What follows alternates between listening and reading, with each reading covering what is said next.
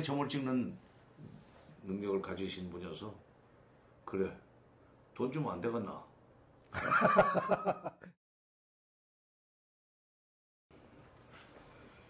김영삼 대통령은 저 이제 비서관으로 네.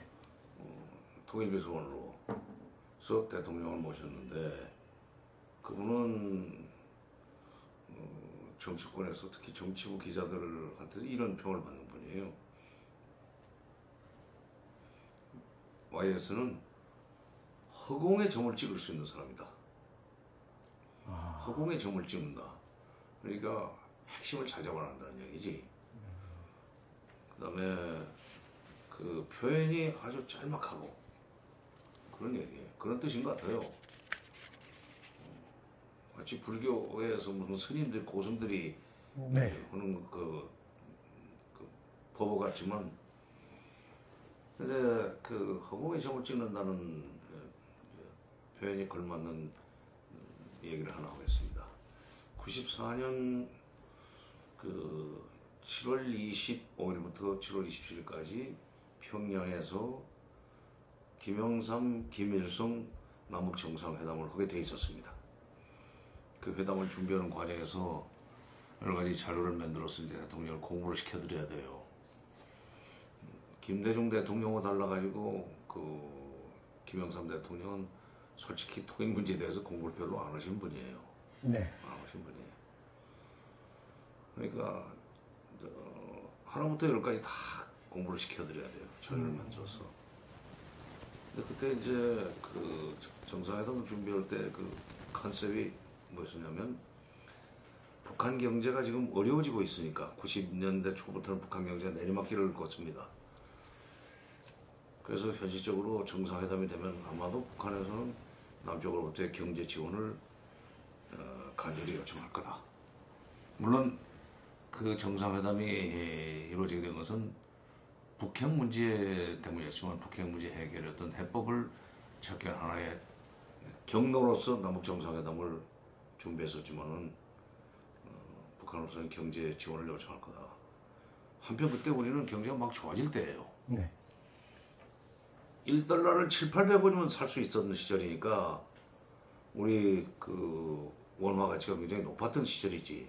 그래서 중고등학생들도 유학을 보낼 수 있게 됐던 그 시점이었기 때문에 우리가 그때 농담 비슷하게 남북관계에 있어서 우리가 가진 건 돈밖에 없다는 얘기를 했었어요.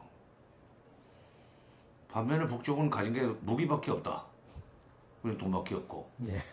그러니까 경제 지원이라고 하는 걸 통해서 경제 협력을 통해서 북한이 가지고 있는 공격적인 무기를 쓰지 못하도록 만드는 그런 틀을 짜야 된다. 그게 남북 정상회담의 기본 컨셉이었었습니다. 그 이제 수석비서관이 공부를 열심히 해가지고 수석비서관도 그냥 국제정치학자지 남북 관계를 깊이 연구한 분이 아니었기 때문에 본인이 공부를 해야 돼요. 공부를 해서 대통령을 이제 설득을 하는데 이렇게 얘기를 한 거죠. 그러니까 긴 얘기 필요 없고 우리가 경제적으로 북쪽을 도와줄 테니까 북쪽은 남쪽을 상대로 해서 전진 배치시켜놓은 휴전선 쪽에다 전진 배치시켜놓은 장사정포, 방사포 거기서 그야말로 단추만 누르면 용산, 오산 다 때리는 데입니다. 200km 뭐 이러면 나가는 거니까. 나중에 그 불바다. 그렇지. 그거 이제 장사장포. 그러니까 이번에 그 동해바다로 쏘았던 70km에서 200km까지 나갔다는 방사포. 네. 그 방사포가 200km 나가면은 평양에서 서울까지가 200km거든. 그렇지. 서울까지가 200km고. 그걸 조금 들고 내려와서 개성집에서 하면은 뭐 오산 같은 건 바로 그 때릴 수가 있는 거리가 나오는 게 장사정포예요. 네. 이런 것들 뒤로 물리는 그런 식의 합의를 해 주십시오.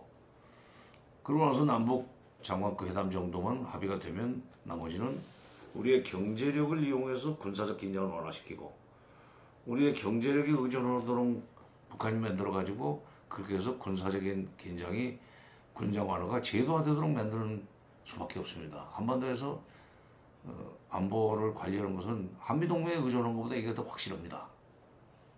북한이 장난 못 치게 하는 것이 군사적 장난 못 치게 하는 것이 제일 확실한 거니까. 그랬더니 그야말로 허공에 점을 찍는 능력을 가지신 분이어서 그래 돈 주면 안 되겠나. 돈 주면 안 되겠나. 바로 그런 게 한반도에서 앞으로 어떤 정권이 들어서든 간에 한반도 상황을 안정적으로 관리하려면 경제적인 협력과 남북 경제 협력을 통해서 북한이 그 경제 협력에서 얻는 이득 때문에 편리 때문에 군사적으로 남쪽에 나쁜 짓을 못하게 만드는 그 길밖에 없습니다. 네.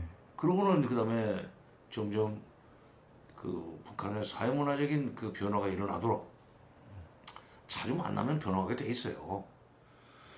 그러니까 우리 문화가 북한 문화보다는 북한 사회 문화보다는 어떻게 보면 좀 무위에 있기 때문에 대개 높은 문화가 낮은 문화 쪽으로 흘러 들어가게 돼 있습니다. 물이 높은 데서 낮은 쪽으로 흐르는 거고 똑같은 원리예요. 그러다 보면 남북이 비슷해지지. 독일은 그 다음에 되는 거예요. 네. 경제협력과 군사적 긴장 완화 이것을 하나의 덩어리로 만들고 그 다음에 경제적인 협력이 활성화되는 과정에서 사회문화적인 동질성이 커지면 비로소 통일을 할 것이냐 말 것이냐를 남북이 논의를 할 수 있게 됩니다. 지금 난데없이 무슨 통일부터 하자는 식의 얘기를 하는 분들이 있는데 그거는 좀 너무 좀 앞서가는 얘기고 하여튼 김영삼 대통령 그런 재밌는 일화가 있어요. 또 하나 그분은 참 그 보고를 하는데 한번 따라 들어가 봤어요. 수석 비서관 따라서 한번 가서 봤는데 소문대로도만 10분쯤 지나니까 자꾸 벽에 있는 시계를 보시는 거야. 빨리 끝내라 이거야. 10분. 10분 이상 지나면 이제 그다음에 결론부터 얘기해. 결론이 뭐야? 이렇게 자꾸 독촉을 오신대. 그런 이제 차이가 있습니다. 반면에